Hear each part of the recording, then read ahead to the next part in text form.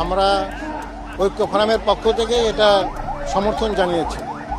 তো আজকে আমরা তো সরকারের সাবেক সচিব, আমরা আইনগতভাবেই বিভিন্ন কাজে সচিবালয়ে আসতে পারি, কিন্তু আমরা অত্যন্ত ক্ষোভের সঙ্গে জানাচ্ছি যে সরকারের উচ্চ মহল থেকে আমার আজকে সচিবালয়ে প্রবেশের ব্যাপারে নিষেধাজ্ঞা দেওয়া হয়েছে।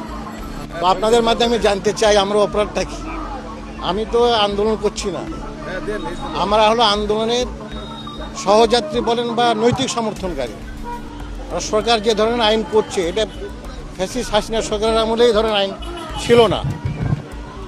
আর আপনারা আরেকটা জিনিস জানেন যে আওয়ামী লীগ নিষিদ্ধ করা হয়েছে, অঙ্গ সংগঠন নিষিদ্ধ করা হয়েছে, কিন্তু যারা যে সমস্ত কর্মকর্তারা এই তালিকা কিন্তু অলরেডি বিভিন্ন মিডিয়াতে প্রকাশিত হয়েছে, তারা এখনও প্রশাসনের শীর্ষ মহলে বসে আছে। কেন?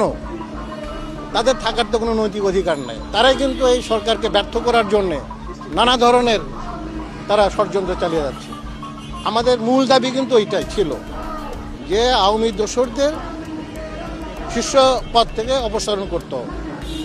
তারপর আরেকটা নতুন এখন যেটা শুরু হয়েছে সেটা হলো এই কালো আইন। আপনারা জানেন যে এই আইনে যে কেউ সরকার যে কোনো কর্মকর্তা কর্মচারীকে বিনা নোটিশে বিনা শোকছে চাকরিচ্যুত করতে পারবে। এটা তো হইতে পারে না, এটা তো কোনো সভ্য জাতির কোনো আইন হতে পারে না।